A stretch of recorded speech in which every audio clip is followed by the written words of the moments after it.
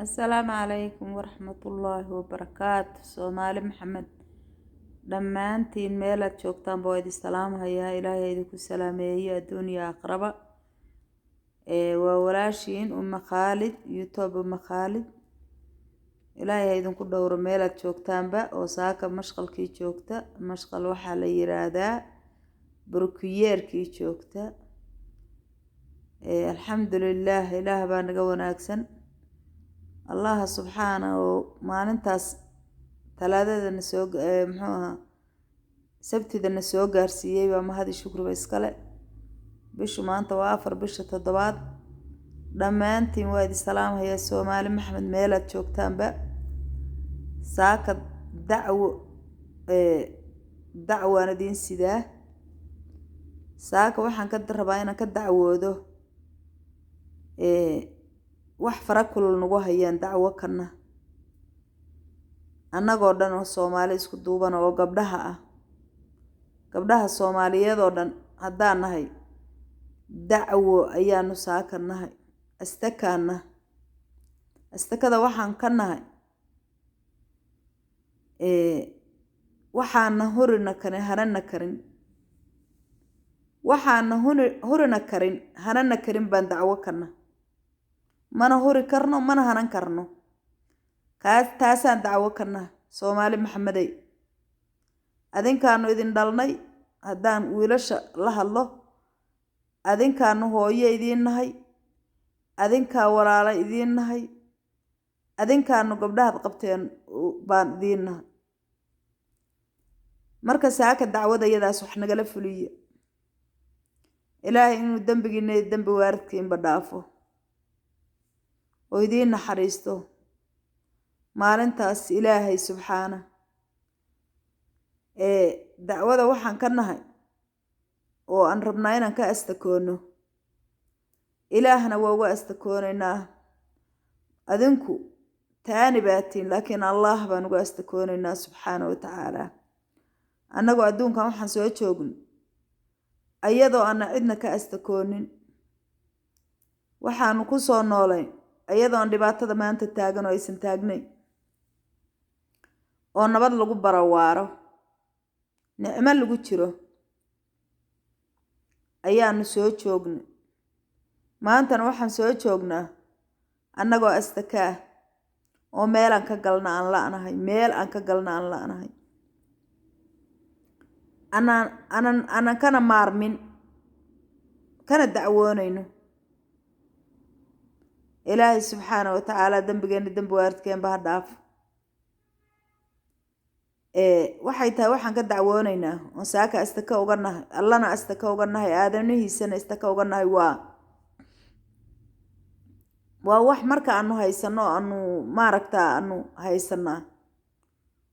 aanu ku faraxsannahay oo maraan ku faraxsannahay oo maanta noqday naftii labaad noqday qofka naftiisu waa naftiisa tii labaad oo aan sida naftiisa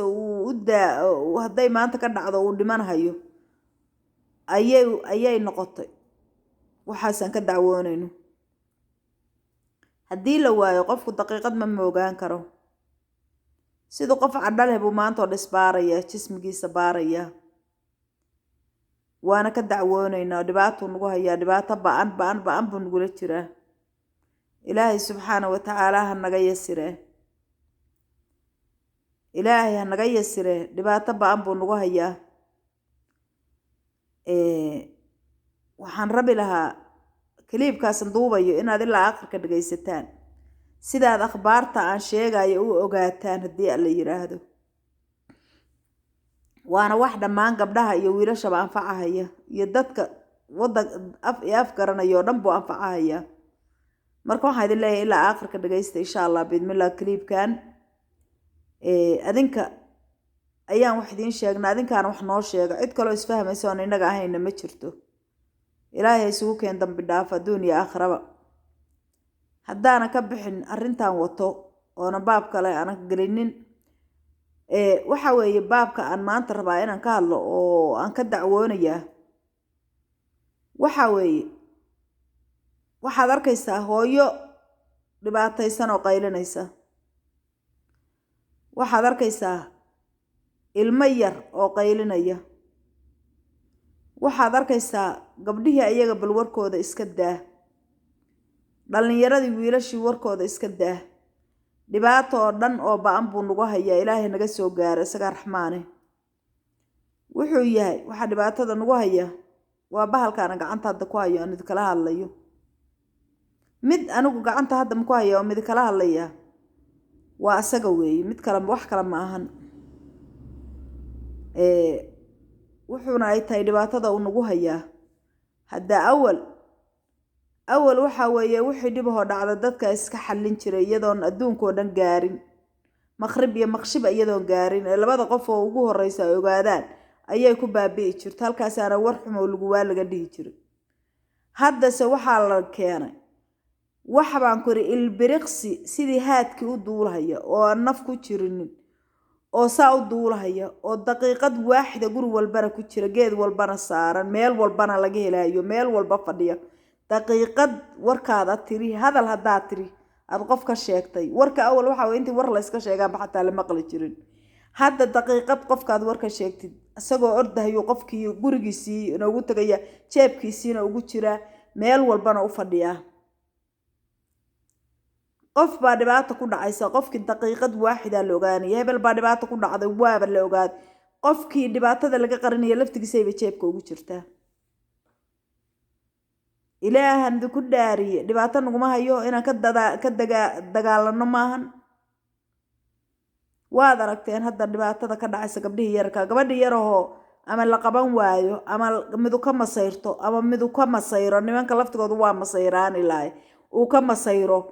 daqiiqad waaxida waxaa la soo taagayaa tarabuunka la soo taagayaa eebay mahalaha tamayeelahaana baa daqiiqad waaxida waxaa ogaanaya gaalka isha cawaran baa ogaanaya Soomaaliya marka bahalka dhibaato iyo colaadina kuma hayo iyo masaa'ibina kuma hayo wallaahi mid weyn buu nagu hayaa ilaah baan ku dhaarta laakiin ilaahay naga soo gaaro gabar baan la amaanayn oo wiil baan lagu amaanayn oo islaam baan lagu amaanayn oo waxa weeye khayrka ku jira dhibaatada uu samaynayaaba ka badan khayrka laga dhagaysto mid ka badan oo dhibaataaba ku jirta laakiin waxaan idin leeyahay Soomaaliya wax walba waxay leeyihiin daawo laga cunay leeyihiin wax walba anigu hadda cudurro la yiri daawadooda lama helo laakiin kaalmaad bay leeyihiin waa maqlaa midakanu daawadan cudurkan daawo laga cuno leeyahay kanu waa mid daawo laga cuno leh waxaan leeyahay bahalka jeebkiina ku jira oo gacantiina ku jira oo gurigiina yaala yuusan adinka asagu idin dili xaqaagaad kala soo baxda lacagtaadaad kala soo baxdo dollar baad kala soo baxda naftaada iyo dhiigaaga ama aad ku soo shaqaysata ama qof ehelo ku siiyey waxaad ogaataa haddaba asaga inuu yahay waxa ku dilahaya waxa weeye bahalka jeebkaaga ku jira waxa weeye bahalka gurigaaga ku jira bahalka shandadaada ku jira ilaahay subxaanahu wa tacaala hayna ka xijaabo sharkiisa Allah hayna ka xijaabo waxsan buu leeyahay wax xunna waa leeyahay wax xumaantiisaas hadda badatay waad aragtaan gabdhaha yarka cawradooda in la soo dhigayo islaamaha waaweyn in cawradooda ayagu isku soo dhigayaan islaantii waalataa danaheeda u waalan jirtay dhulkeeda ay waalan jirtay oo dhulkeeda ay wareegi jirtay dharka dhigan jirtay odagii iswaalaa YouTube-ka intuu soo fariisto dib baa la ii geystay masiiba igu dhacda ma dhihi jirin in danihiisu u waalan jiray marakanse waxa lagu waashay YouTube-kii qofkii xanaaqa YouTube-ku soo galaya kii gabar u xanaaqa iyadu soo dhigaya kii wiil u xanaaqa asagu ka soo saaraya wiilkii xumaada isagu iska soo saaraya markaas wuxuu gaarsiinayaa ka caalam gaarsiinaya ceebtii waxaan maqli jiray ilaahu ceebteena qof og yahay uu salaba qof ogaani haatanse waxay noqotay ilaahu rabbigayow malaayiin aysan ogaanin malaayiin adduunka baan ku yiraahdaa adduunka gaal iyo islaamba uusan ogaanin bahalkana marka daawadiisii Soomaaliya hal la raadiyo bahalkan lagama maarmo hadda wuxuu noqday naftii qofku noqday sababtoo ilmihi haday ka baxaan oo telefoon sidan waxa leedahay warkii telefoonkiisa uu ka tagay sariirtu uga tagay xaguu qabtay walwal baa ku galaya waxaad ogaataan marka bahalkaanu inuu cadowga koobaad oo ina ku dhex jira inuu yahay dadkii iyo xaasaskii iyo caruurtii iyo nimankii waa isku dira ninkii naagtii buu ka shakiyay wuxuu leeyahay jawaal bay sidataa naagtana ninkii bay ka shakiyaysaa waxay leedahay naag buu la hadlayaa ama balaayo kale u wataa waxaad ogaataan sharka ku jira caalamka Mareykan ku jira oo la isku leynayo inuu bahalkan yahay telefoonkan jeebka lagu sito inuu yahay ogaada laakiin ogaada kulli shayna daway leedahay kulli shayna daawo laga cunu leeyahay ama quraan la iska saaro ama kaniini asbaraha laga cuno ama la iska tuuro la iska bicidiyo wax walba daway leeyihiin laakiin dawadiisina waa idin soo wada waana idin sheegi doonaa insha Allah kliibka labaad baan idinku sheegi doonaa oo kan ku xiga waxaan idin leeyahay Soomaaliyay cudurkan dadkii oo dhan gaaray oo aan daawadiisa in la helayo inaan la helay aynan ogeyn ilaahay subxaanahu wa ta'ala aan ka magan galno sharkiisa iskana ilaalino waa cadow guriga inoo jooga boorsadana inoo kugu jira aynu iska ilaalino siiba gabdhahow